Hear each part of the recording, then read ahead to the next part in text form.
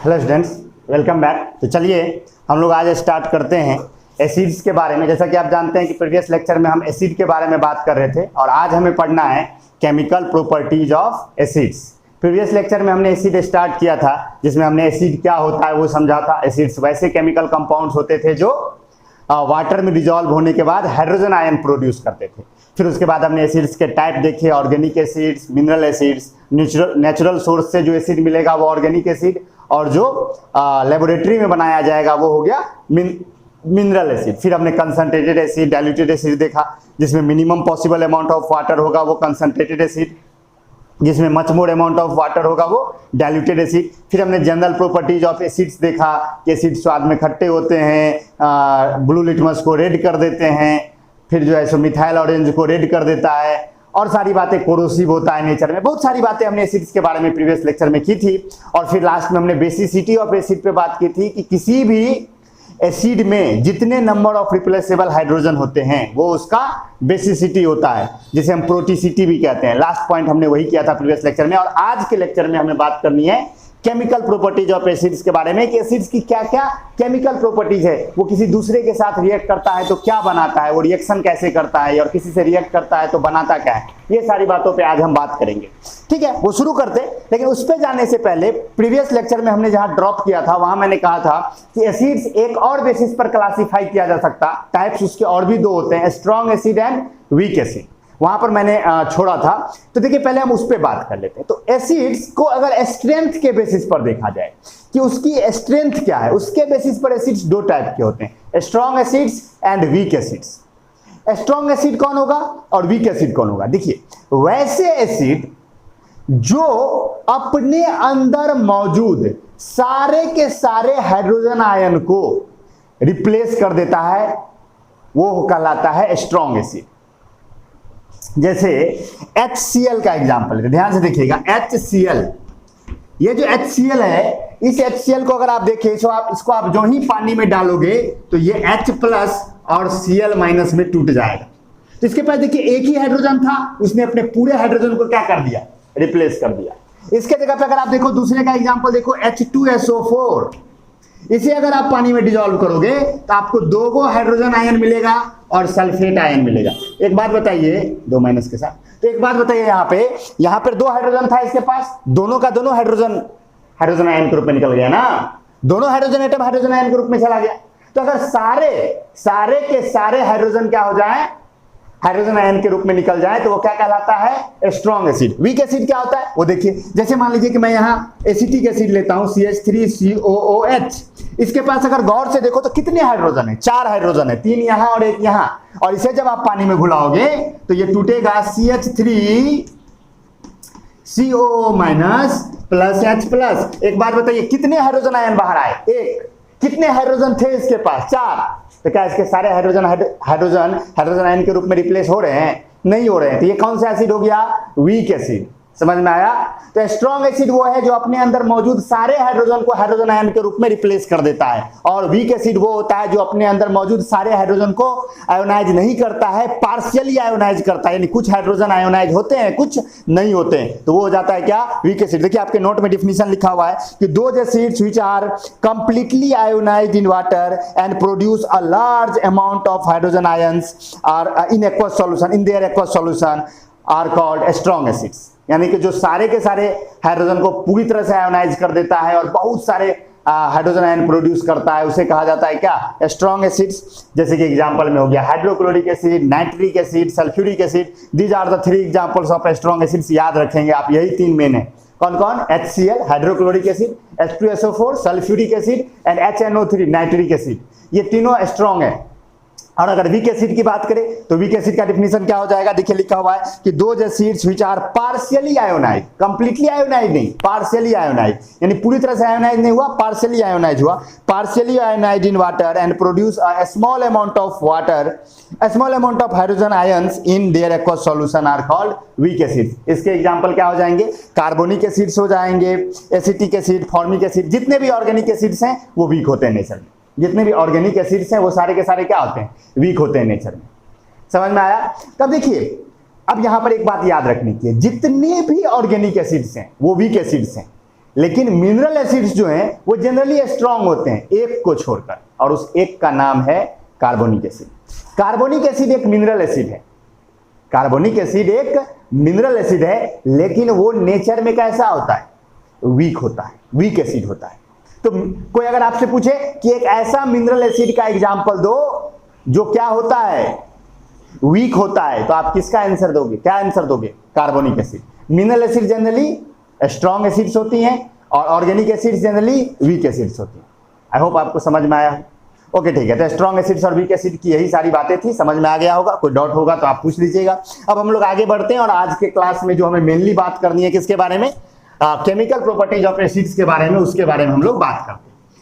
ठीक है, बारी बारी से हम इसके केमिकल प्रॉपर्टीज को देखेंगे। सबसे पहली केमिकल प्रॉपर्टीज एसिड्स की, जो सबसे पहली केमिकल प्रॉपर्टीज है वो ये है कि जितने भी एसिड हैं, जितने भी एसिड हैं वो मेटल, मेटल मेटल जानते हो ना आप, जो पीरियोडिक टेबल के लेफ्ट साइड में है, मेटल्स जिनमें इलेक्ट्रॉन लूज करने की टेंडेंसी है, मेटल से रिएक्ट करके मेटल साल्ट बनाता है और हाइड्रोजन गैस लिबरेट करता है। यानी जितने भी एसिड्स हैं वो किसके साथ रिएक्ट करते हैं, जब मेटल के साथ रिएक्ट करते हैं तो क्या बनाते हैं, मेटल साल्ट, यानी उस मेटल का एक साल्ट बनाता है और क्या करता है, हाइड्रोजन गैस लिबरेट करता है। जैसे एग्जांपल के लिए मैं यहां लिखता हूं, ध्यान से देखिएगा, सारे एग्जांपल्स आपको नोट से लिखने, नोट में सिर्फ आपको स्टेटमेंट लिखा हुआ है, एग्जांपल यहीं से उतारना है, तो ध्यान से उतारिएगा। पहला जो आपके नोट में देखिए स्टेटमेंट लिखा हुआ है कि acids react with metal to form metal salt and hydrogen gas. अगर मैं इसका रिएक्शन लिखूं तो मैं ये लिखूंगा कि जो मेटल है, एक तरफ मेटल है और एक तरफ एसिड है, क्या है, एसिड है, और ये एसिड कैसा है बुआ, डाइल्यूट, कैसा एसिड है, डाइल्यूट एसिड है। ये जब रिएक्ट करेगा तो क्या बनाएगा, मेटल साल्ट बनाएगा, क्या बनाएगा, मेटल साल्ट बनाएगा और प्लस हाइड्रोजन, हाइड्रोजन बनाएगा जो कि सॉरी एन लगेगा, हाइड्रोजन बनाएगा जो कि उड़ जाएगा। देखो एरो लगाने का मतलब क्या हुआ, ये हाइड्रोजन बन के उड़ जाएगा।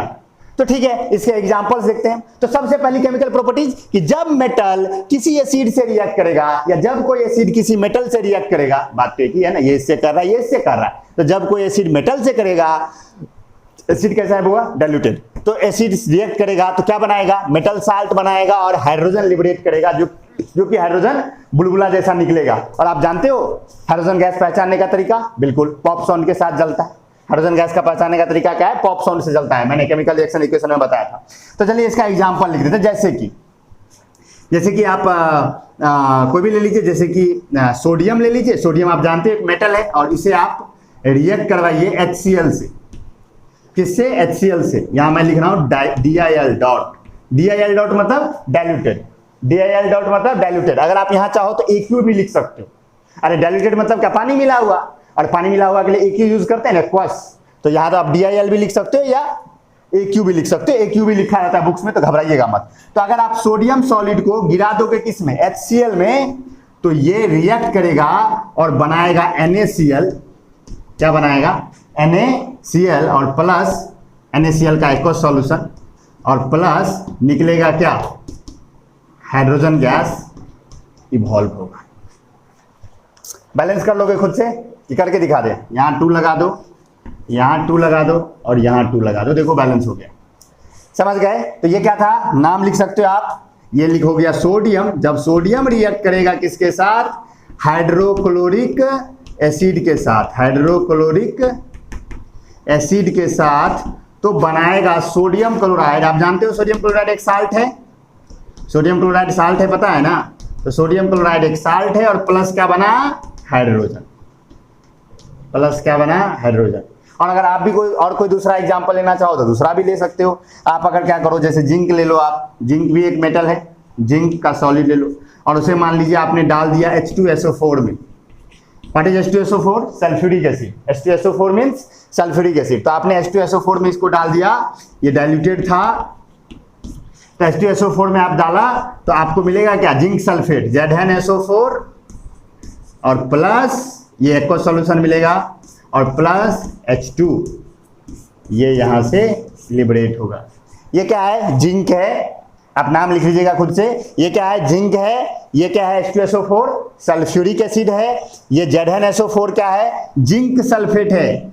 ये मैं लिख देता हूं, जिंक सल्फेट। ये जिंक सल्फेट है और जिंक सल्फेट साल्ट बना, और H2 क्या है? हाइड्रोजन है, वो तो आप जानते ही।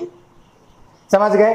अगर आप एक और एग्जांपल देखना चाहें तो जैसे कि आप ले लीजिए मैग्नीशियम ले लीजिए Mg, और उसे रिएक्ट करवा दीजिए मान लीजिए HCl से। मैग्नीशियम एक मेटल है ना, तो मैग्नीशियम सॉलिड फॉर्म में लीजिए, HCl का डाइल्यूटेड लीजिए। आप AQ भी लिख सकते हैं, कोई दिक्कत नहीं है। और जब ये रिएक्ट करेगा तो क्या बनाएगा? MgCl2, magnesium chloride. ये क्या है? मैग्नीशियम क्लोराइड, और प्लस बनेगा क्या? H2, और ये लिबरेट हो जाएगा। तो अगर आप देखो तो यहाँ पर इसको अगर बैलेंस करना चाहते हो आप, तो बस यहाँ पे 2 लगा दो, बैलेंस हो जाएगा। नाम लिख सकते हो खुद से। ये क्या है बुआ? मैग्नीशियम, जानते ही हो। HCl क्या है? Hydrochloric acid. ये MgCl2 क्या कहलाता है? Magnesium chloride. आपके मन में ये तो नहीं आ रहा है कि सर इसको डाइक्लोराइड क्यों नहीं कहते? 2 क्लोरीन है। क्वेश्चन आ सकता है बच्चों के मन में, सर यहाँ पर Cl2 है तो आप डाइक्लोराइड कहते हैं, यहाँ पर हम लोग डाइक्लोराइड क्यों नहीं कह रहे हैं? Cl2। तो याद कीजिए, नेमिंग का जो मेथड होता है ना, कंपाउंड के नेमिंग का, देखो Mg का क्लोरीन के साथ एक को कंपाउंड है, MgCl2। नहीं समझा बात? Mg का क्लोरीन के साथ, मैग्नीशियम का क्लोरीन के साथ एक ही कंपाउंड है जो कि है MgCl2। तो यहां पर हमें बस क्लोराइड कहने से ही मीनिंग आ जाता है। हाँ, अगर MgCl3 भी होता, MgCl भी होता, तब हम MgCl को मैग्नीशियम क्लोराइड कहते, MgCl2 को हम मैग्नीशियम डाइक्लोराइड कहते, MgCl3 को हम मैग्नीशियम ट्राइक्लोराइड कहते। लेकिन ऐसा तो कुछ है नहीं, एक ही कंपाउंड पॉसिबल है MgCl2। हर एक कंडीशन में जब भी मैग्नीशियम क्लोरीन मिलता है तो एक ही रेशियो में मिलता है और मिलके बनाता है MgCl2। तो दूसरा कोई कंपाउंड पॉसिबल ही नहीं है, हम डाइक्लोराइड क्यों कहें? डायरेक्ट हम क्लोराइड कहेंगे। आया समझ में? जैसे कार्बन में देखो, कार्बन CO होता है तो कार्बन मोनोऑक्साइड, CO2 होता है तो कार्बन डाइऑक्साइड। क्यों? क्योंकि दो रेशियो है, CO भी है, CO2 भी है, इसीलिए वहां पे हम मोनो और डाई यूज करते हैं। अगर दुनिया में एक ही कंपाउंड होता कार्बन और ऑक्सीजन का जो कि CO2 होता, तो वो डायरेक्ट कार्बन ऑक्साइड होता, वो डाइऑक्साइड नहीं होता। आया समझ में? डाई, ट्राई, टेट्रा, पेंटा, ये सब तब लगता है जब उन्हीं दोनों के मिलकर के एक से ज्यादा कंपाउंड बनते। अरे आया ही होगा भाई। तो मैग्नीशियम क्लोराइड समझ में आया? एक एक्स्ट्रा ये भी बातें थी। तो ये तीनों एग्जांपल अच्छा गौर से देखिए। अब जरा इसको गौर से देखिए, इन सारे रिएक्शंस को अगर आप गौर से देखोगे तो ये सारा रिएक्शन डिस्प्लेसमेंट रिएक्शन है। आप केमिकल रिएक्शन इक्वेशन पढ़ चुके हैं, ये सारे रिएक्शन डिस्प्लेसमेंट रिएक्शन है। देखिए, ये सोडियम आया, इस हाइड्रोजन को रिप्लेस किया, उसका जगह लेके हाइड्रोजन को भगा दिया। यहां भी देखिए, जिंक आया, हाइड्रोजन को हटा के भगा दिया, हाइड्रोजन को साइड कर दिया। और ये सारे रिएक्शन डिस्प्लेसमेंट रिएक्शन है। सारे रिएक्शन क्या है? डिस्प्लेसमेंट रिएक्शन है। And you know displacement reaction nature में कैसे होते हैं? एक्सोथर्मिक। डिस्प्लेसमेंट रिएक्शन नेचर में कैसे होते हैं? एक्सोथर्मिक। तो ये सारे के सारे रिएक्शन क्या होंगे? एक्सोथर्मिक होंगे। अच्छा, और एक बात और, आपने ये भी जाना कि डिस्प्लेसमेंट रिएक्शन कब होता है? जब जो भगाने वाला है वो ज्यादा ताकतवर होना चाहिए। चुन्नू कब खाली कर रहा था कुर्सी? जब चुन्नू के पापा आ रहे थे। अरे नहीं, तो ज्यादा रिएक्टिव आएगा तब ना कम रिएक्टिव को हटाएगा। तो यानी इस रिएक्शन को होने के लिए जो मेटल होना चाहिए वो हाइड्रोजन से ज्यादा रिएक्टिव होना चाहिए। अगर मेटल हाइड्रोजन से कम रिएक्टिव होगा तो रिएक्शन नहीं होगा। तो वैसे मेटल जो हाइड्रोजन से कम रिएक्टिव हैं वो डाइल्यूट एसिड से रिएक्ट नहीं करते हैं। क्यों? क्योंकि डाइल्यूट एसिड और मेटल के बीच का जो रिएक्शन है वो डिस्प्लेसमेंट रिएक्शन है, और वो तभी पॉसिबल है जब मेटल हाइड्रोजन से ज्यादा रिएक्टिव हो। तो अगर मेटल हाइड्रोजन से कम रिएक्टिव होगा तो वो हाइड्रोजन को डिस्प्लेस नहीं कर पाएगा और ये रिएक्शन नहीं हो पाएगा। आया समझ में? तो ये सारी बातें याद रखने की है। तो हम यहां पर एक पॉइंट आपके नोट में देखिए लिखा हुआ है कि those metals which are less reactive than hydrogen do not react with acid because they can not displace hydrogen. यानी कि वैसे मेटल जो हाइड्रोजन से कम रिएक्टिव है ये रिएक्शन एसिड के साथ मिलकर के हाइड्रोजन गैस नहीं बनाते हैं। क्यों? क्योंकि वो हाइड्रोजन को डिस्प्लेस नहीं कर सकते। अच्छा, अब देखो यहां से इस रिएक्शन से हमें एक और आइडिया आता है, ध्यान से सुनिएगा।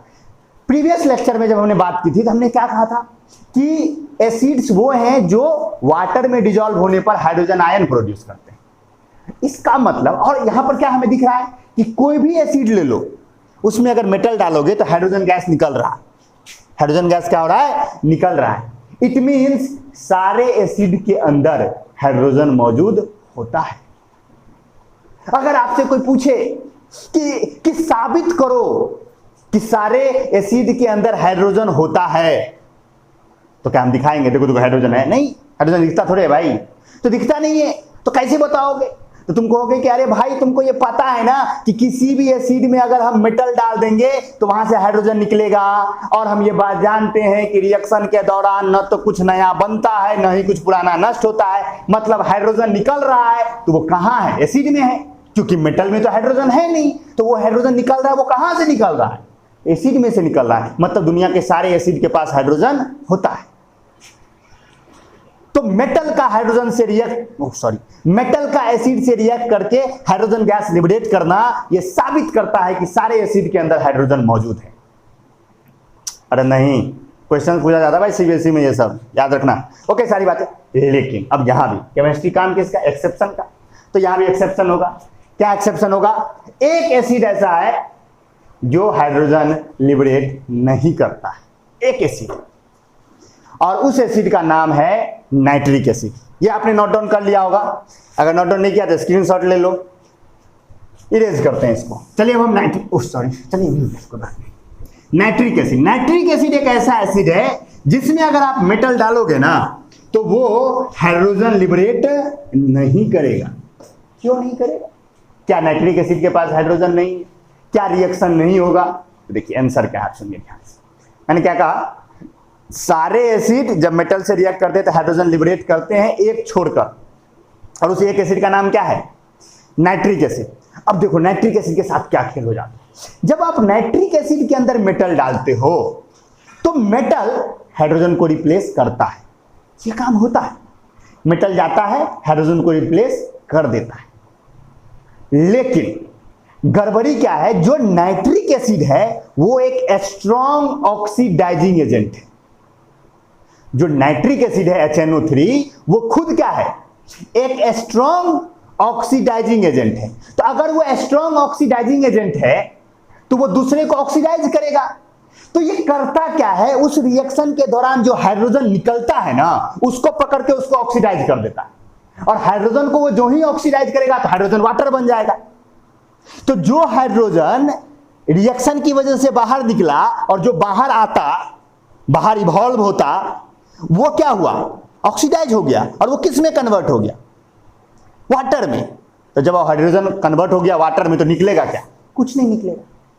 आया समझ में? तो नाइट्रिक एसिड एक ऐसा एसिड है जिसमें अगर आप मेटल को डालोगे तो हाइड्रोजन लिबरेट नहीं होगा।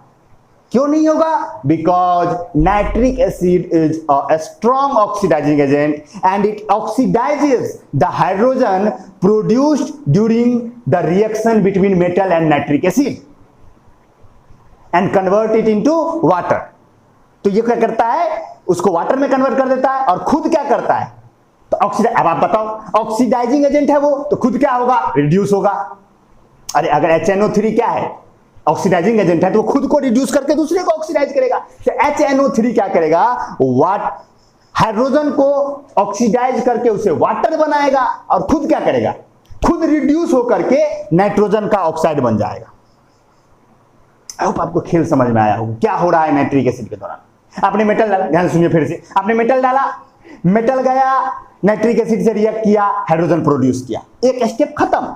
लेकिन वो हाइड्रोजन अब बड़ा मस्ती में बाहर आए। ओहो, अब हम बाहर जाएंगे, हम तो स्वतंत्र हो गए, उड़ने उड़ने बुलबुल्ला जैसे निकलना शुरू हुआ। दूसरा नाइट्रिक गधा किधर जाते, जरा पकड़ा उसको, और तुमको हम ऑक्सीडाइज करेंगे। और क्यों ऑक्सीडाइज करोगे? हम ऑक्सीडाइजिंग एजेंट है, तो हमको ऑक्सीडाइज कर दिया। हम हाइड्रोजन थे बेचारे, हम ऑक्सीडाइज होकर वाटर बन गए। हम बाहर कहाँ जाएंगे? अब तो फिर हम उसी में रह गए। आज़ादी कुछ देर की थी, फिर अंदर में ही रह गए, और वो हमको ऑक्सीडाइज करने के चक्कर में खुद रिड्यूस हो जाएगा। क्यों? क्योंकि वो ऑक्सीडाइजिंग एजेंट है, और वो खुद रिड्यूस होकर क्या बन जाएगा? नाइट्रोजन का ऑक्साइड। आया समझ में? इसीलिए नाइट्रिक एसिड में जब मेटल डालते हैं तो हाइड्रोजन लिबरेट नहीं होता है। नोट में देखिए बड़े सुंदर ढंग से लिखा हुआ है कि if metal react with dilute nitric acid then hydrogen gas is not evolved. hydrogen gas evolve नहीं होता है. Actually hydrogen gas produced during this reaction get oxidized by nitric acid, which is a strong oxidizing agent. It oxidizes the produced hydrogen into water and get reduced itself into oxide of nitrogen. यानी वो उसको oxidise करके water बना देता है और खुद reduce होके नाइट्रोजन का ऑक्साइड बन जाता है. लेकिन केमिस्ट्री है, एक्सेप्शन में भी एक्सेप्शन होता है. दो मेटल ऐसा है जो डाइल्यूट नाइट्रिक एसिड से भी हाइड्रोजन निकाल देता है. दो ही ऐसा है और उस दो का नाम है क्या क्या? मैग्नीशियम और मैंगनीज. मैग्नीशियम और मैंगनीज दो ऐसे बुद्धिमान हैं जो नाइट्रिक एसिड से भी क्या निकालने में सक्षम है? हाइड्रोजन निकालने में सक्षम है. अब ये मत पूछना क्यों, रहने दो, ठीक है ना, वो हम रिएक्शन लिख देते हैं.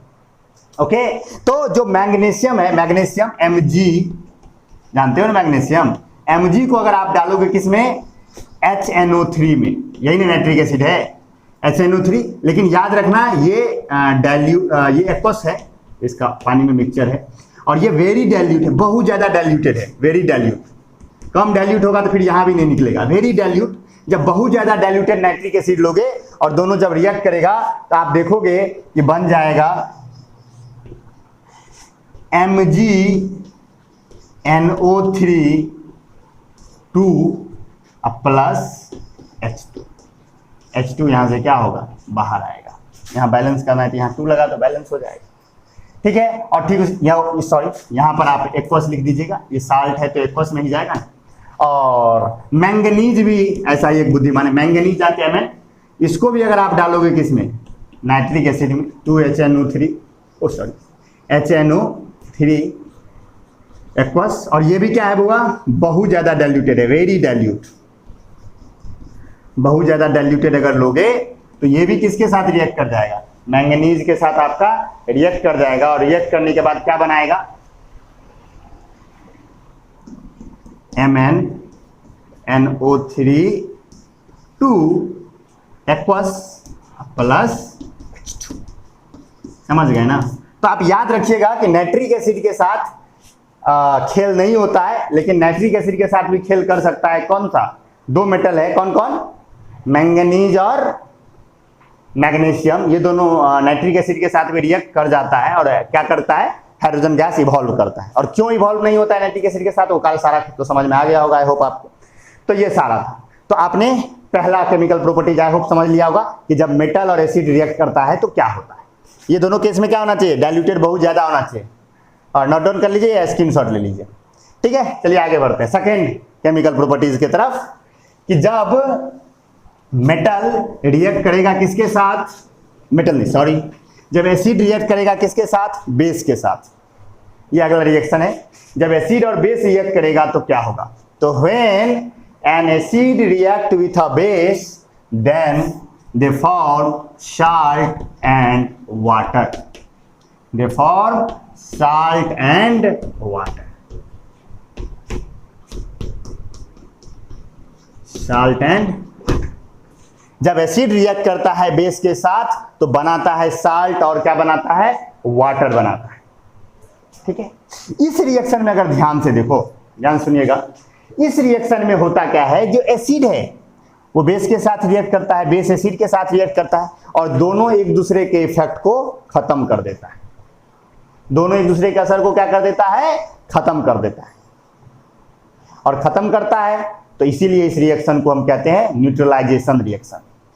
तो when an acid react with a base then they neutralizes each other's effect. वे एक दूसरे के इफेक्ट को क्या कर देते हैं? न्यूट्रलाइज कर देते हैं. So it is also called neutralization reaction. क्या कहलाता है? Neutralisation reaction. जैसे एग्जांपल के लिए अगर इसका आप एग्जांपल लिखे तो मैं एग्जांपल लिख के दिखाता हूं. जैसे आप HCl ले लीजिए और प्लस आप क्या ले लीजिए? NaOH ले लीजिए. NaOH और HCl ये दोनों का एक्वस सॉल्यूशन लिया आपने. दोनों का आपने क्या लिया हुआ? Aqueous solution. दोनों का आपने एक्वस सॉल्यूशन लिया तो आपको मिलेगा क्या? आपको मिलेगा NaCl का एक्वस सॉल्यूशन और प्लस मिलेगा आपको H2O लिक्विड फॉर्म में। अगर इस रिएक्शन को आप गौर से देखो तो इसमें कौन क्या है, तो जो HCl है वो क्या है, हाइड्रोक्लोरिक एसिड, पहचान गए होंगे आप, हाइड्रोक्लोरिक एसिड। 3 एसिड को हमेशा याद रखिएगा, हाइड्रोक्लोरिक, 2 तो पक्का याद रखिएगा, हाइड्रोक्लोरिक और सल्फ्यूरिक। हाइड्रोक्लोरिक एसिड और NaOH मतलब हो गया सोडियम हाइड्रोक्साइड, ये भी याद रखिएगा हमेशा, एक स्ट्रॉन्ग बेस है सोडियम हाइड्रोक्साइड। एकदम याद ही रखने की बात है। OH मतलब हाइड्रोक्साइड, और जो ये नाम रहेगा ना मेटल वो लिख देना। जैसे यहाँ CaOH रहता तो कैल्शियम हाइड्रोक्साइड, KOH रहता तो पोटासियम हाइड्रोक्साइड, समझ गए ना। तो NaOH है तो ये क्या हो गया, सोडियम हाइड्रोक्साइड। और बना क्या, सोडियम क्लोराइड, बना क्या, सोडियम क्लोराइड, और प्लस क्या बना, H2O तो जानते ही होंगे आप, वाटर। तो जब भी एक किसके साथ रिएक्ट करता है, एक मेटल, सॉरी मेटल क्यों आ रहा है हमारा, जब एक एसिड एक बेस के साथ रिएक्ट करता है तो एक दूसरे के इफेक्ट को न्यूट्रलाइज करता है और बनाता है साल्ट और वाटर। क्या बनाता है, साल्ट और वाटर। और चूंकि वो एक दूसरे के इफेक्ट को न्यूट्रलाइज करता है इसलिए इस रिएक्शन को हम न्यूट्रलाइजेशन रिएक्शन भी कहते हैं। बहुत सुंदर। चलो एक और एग्जांपल देख लेते हैं हम लोग। एक और एग्जांपल अगर आप देखना चाहते हैं, जैसे कि आप क्या करो, H2SO4 ले लो, H2SO4 का एक्वस सॉल्यूशन, और आप इसमें डाल दे दो, उसमें आप इसमें मान लो आपने डाल दिया NH4OH, ये है अमोनियम हाइड्रोक्साइड, NH4 है अमोनियम हाइड्रोक्साइड। दोनों जब रिएक्ट करेगा तो बनाएगा क्या, बनाएगा NH4SO4,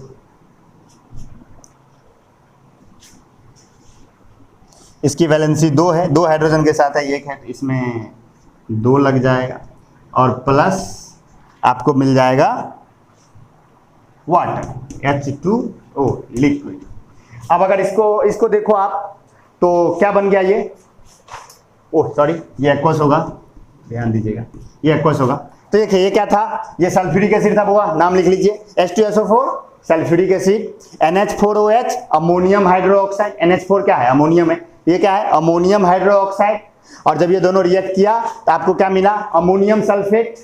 क्या मिला, अमोनियम सल्फेट, NH4 ये है अमोनियम सल्फेट, लिख लीजिएगा अमोनियम सल्फेट।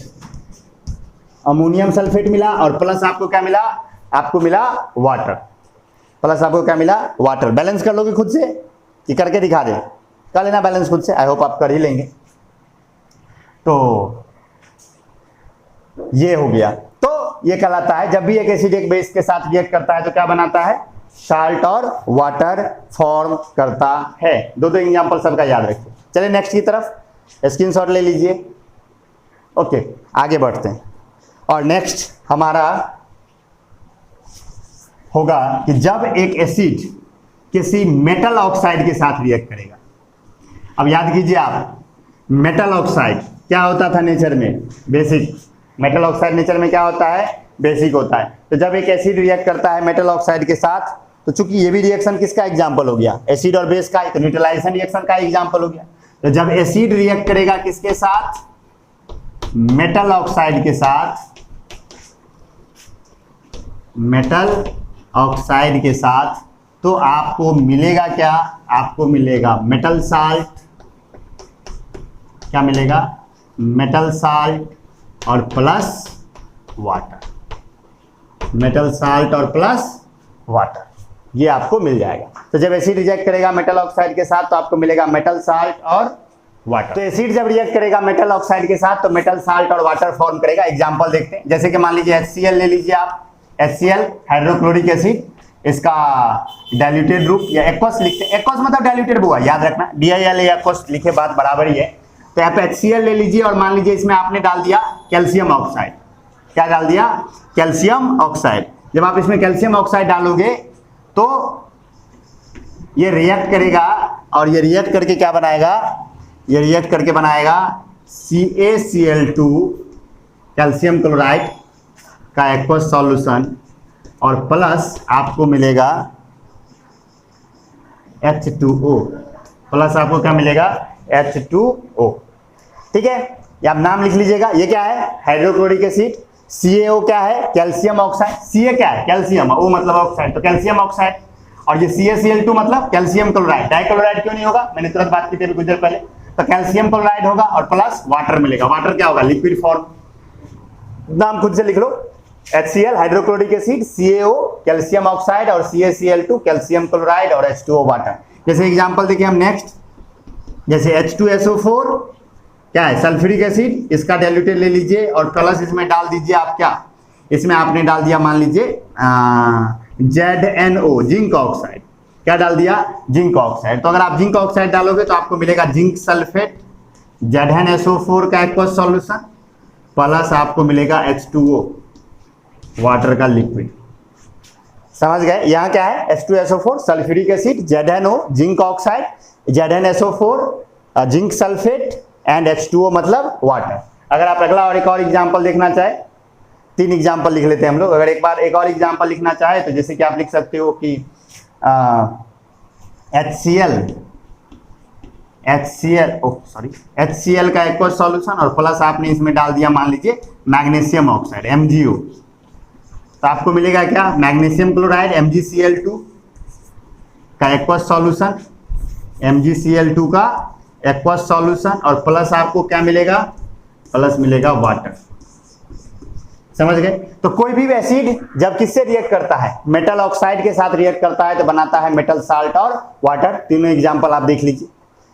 ठीक है, और इन सारे रिएक्शंस को अगर आप देखो तो इसमें क्या हो रहा है, ये सारे रिएक्शन डबल डिस्प्लेसमेंट रिएक्शन के एग्जांपल है। अगर आप गौर से देखिए सारे रिएक्शन डबल डिस्प्लेसमेंट रिएक्शन के एग्जांपल है। सारे अपने अपने रेडिकल्स एक्सचेंज कर रहा है। और एसिड बेस जब रिएक्ट करता है, जब एसिड बेस भी रिएक्ट करता है तो वो भी डबल डिस्प्लेसमेंट का एग्जांपल होता है। वो भी डबल डिस्प्लेसमेंट का एग्जांपल होता है। एसिड बेस का रिएक्शन ही डबल डिस्प्लेसमेंट का रिएक्शन, क्योंकि न्यूट्रलाइजेशन रिएक्शन याद कीजिए, जब मैंने केमिकल रिएक्शन इक्वेशन पढ़ाया था तो मैंने वहां पर न्यूट्रलाइजेशन रिएक्शन भी उसमें लिया था। 3 टाइप से डबल डिस्प्लेसमेंट रिएक्शन के, precipitation reaction, double neutralization reaction and gas formation reaction. तो जितने भी एसिड बेस के बीच के रिएक्शन है वो सारे के सारे रिएक्शन किसके होंगे, वो सारे के सारे न्यूट्रलाइजेशन रिएक्शन होंगे। तो सब डबल डिस्प्लेसमेंट होगा। समझ गए। तो ये सारी बातें स्क्रीनशॉट ले लीजिए आप इसका। और आगे बढ़ते हैं हम लोग नेक्स्ट प्रॉपर्टी की तरफ। नेक्स्ट प्रॉपर्टी होगा कि जब एसिड मेटल कार्बोनेट से रिएक्ट करता है या metal hydrogen carbonate, metal carbonate या metal hydrogen carbonate. Hydrogen carbonate को हम बाइकार्बोनेट भी कहते हैं, याद रखिएगा। हाइड्रोजन कार्बोनेट को हम बाइकार्बोनेट भी कहते हैं। तो जब भी एसिड रिएक्ट करता है किसके साथ, जब एसिड रिएक्ट करता है metal carbonate, metal carbonate, metal carbonate slash metal hydrogen carbonate slash metal hydrogen carbonate, दोनों होगा बुआ। आप चाहो तो अलग अलग भी लिख सकते हो। वो सॉरी चलो अलग अलग हम लोग लिख लेंगे, कोई बात। जब एसिड रिएक्ट करेगा किसके साथ, पहले मेटल कार्बोनेट देख लेते हैं फिर हम मेटल हाइड्रोजन कार्बोनेट देख लेंगे। तो जब एसिड रिएक्ट करेगा मेटल कार्बोनेट के साथ तो बनाएगा क्या, बनाएगा मेटल साल्ट। क्या बनाएगा, मेटल साल्ट बनाएगा प्लस कार्बन डाइऑक्साइड बनाएगा, कार्बन डाइऑक्साइड बनाएगा और प्लस वाटर बनाएगा। और ये जो कार्बन डाइऑक्साइड गैस है वो क्या होगा, इवॉल्व होगा। क्या होगा, इवॉल्व होगा। तो जब भी एसिड रिएक्ट करता है मेटल कार्बोनेट के साथ तो मेटल साल्ट बनता है, कार्बन डाइऑक्साइड गैस बाहर आता है और साथ ही साथ क्या बनता है, वाटर बनता है। साथ ही साथ क्या बनता है, वाटर बनता है। चलिए इसका एग्जांपल देखते हैं। अगर इसका आप एग्जांपल देखना चाहे तो आप मान लीजिए, ले लीजिए हाइड्रोक्लोरिक एसिड HCl। आपने क्या ले लिया, हाइड्रोक्लोरिक एसिड। और आप कोई भी एक मेटल कार्बोनेट ले लीजिए, जैसे कि मान लीजिए आपने ले लिया कैल्शियम कार्बोनेट CaCO3। क्या ले लिया, CaCO3 कैल्शियम कार्बोनेट। इसका सॉलिड इसमें आपने डाला तो आप देखोगे क्या बनेगा, आप देखोगे इसमें बनेगा सबसे पहले तो CaCl2 बनेगा, कैल्शियम क्लोराइड, जो कि एक साल्ट है। तो इसका एक्वा सॉल्यूशन बन जाएगा प्लस वाटर बनेगा H2O लिक्विड और प्लस यहां से लिबरेट होगा क्या, कार्बन डाइऑक्साइड। प्लस यहां से क्या निकलेगा, कार्बन डाइऑक्साइड निकलेगा।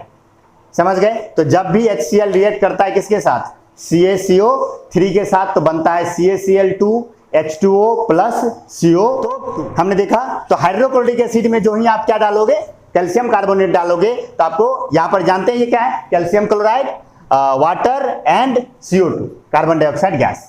तो ये हो गया। अगला एग्जांपल अगर आप याद रखना चाहे तो जैसे मान लीजिए आप सल्फ्यूरिक एसिड ले लीजिए, H2SO4 का एक्वस सॉल्यूशन ले लीजिए, और इसमें आप मान लीजिए कोई भी एक मेटल कार्बोनेट डाल दीजिए। जैसे कि मान लो कि आपने जिंक कार्बोनेट डाल दिया, ZnCO3 जिंक कार्बोनेट, इसका सॉलिड आपने डाला, तो आप देखोगे बनेगा क्या, आपको मिलेगा जिंक सल्फेट ZnSO4, क्योंकि सल्फ्यूरिक एसिड में डाले ना, तो जिंक सल्फेट का एक्वस सॉल्यूशन प्लस आपको मिलेगा वाटर। बैलेंस कर लीजिएगा सारे रिएक्शन को, वाटर और प्लस यहां से निकलेगा CO2 जो कि बाहर जाएगा। अच्छा, ये भी रिएक्शन देखो तो डबल डिस्प्लेसमेंट रिएक्शन का ही एग्जांपल है, लेकिन ये डबल डिस्प्लेसमेंट में ये किसका एग्जांपल चला जाता है, गैस फॉर्मेशन में चला जाएगा। डबल डिस्प्लेसमेंट में किसका चला जाएगा, गैस फॉर्मेशन, क्योंकि इस रिएक्शन में गैस बाहर आ रहा है। और देखिए एक्सचेंज भी हो रहा है, CO3 इससे इसको मिला और इसका Cl इसको मिला। अरे नहीं, चलो वो सब छोड़ो, हटा रहने दो, उतना नहीं आ रहा है तब भी कोई दिक्कत नहीं है। तो यानी कि जब भी एसिड रिएक्ट करेगा मेटल कार्बोनेट के साथ तो मेटल साल्ट बनेगा, कार्बन डाइऑक्साइड बनेगा और वाटर बनेगा, याद रखिएगा, ठीक है। और कार्बन डाइऑक्साइड को पहचानने का तरीका कि अगर आप एक लाइम वाटर से उसे गुजारेंगे तो वो क्या कर देगा, मिल्की व्हाइट कर देगा। अब नेक्स्ट देखते हैं हम लोग कि जब वो मेटल हाइड्रोजन कार्बोनेट से रिएक्ट करेगा तब क्या होगा। स्क्रीनशॉट ले लीजिए और इसे मैं इरेज करता हूं।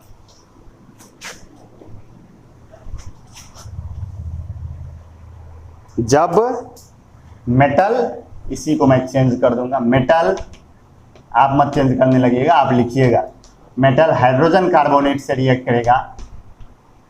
हाइड्रोजन कार्बोनेट को हम बाइकार्बोनेट भी कहते हैं, सोडियम बाइकार्बोनेट या सोडियम हाइड्रोजन कार्बोनेट, बात क्या है, एक ही है। तो अगर मान लीजिए आप मेटल हाइड्रोजन कार्बोनेट के साथ डालोगे तो क्या मिलेगा, आपको मिलेगा मेटल साल्ट, कार्बन डाइऑक्साइड और water, same to same, product में कोई चेंज नहीं है। एग्जाम्पल के लिए हम लोग दिखाते हैं आपको, एग्जाम्पल लेते हैं हम लोग। मान लीजिए कि आपने HCl लिया, HCl का एक्वस सॉल्यूशन, और प्लस आपने इसमें डाला सोडियम हाइड्रोजन कार्बोनेट NaHCO3 क्या डाला, सोडियम हाइड्रोजन कार्बोनेट। जो ही आप इसमें डालोगे आपको मिलेगा NaCl सोडियम क्लोराइड जो कि एक साल्ट है, प्लस आपको मिल जाएगा H2O जो कि वाटर है लिक्विड फॉर्म में, और प्लस आपको मिल जाएगा कार्बन डाइऑक्साइड जो कि गैस बन के बाहर उड़ जाएगा। समझ गए? तो ये एग्जांपल हो गया किसका, कि जब मेटल किसके साथ रिएक्ट करता है, एसिड किसके साथ रिएक्ट करता है, मेटल हाइड्रोजन कार्बोनेट के साथ, तो बनता है मेटल का साल्ट, वाटर और कार्बन डाइऑक्साइड।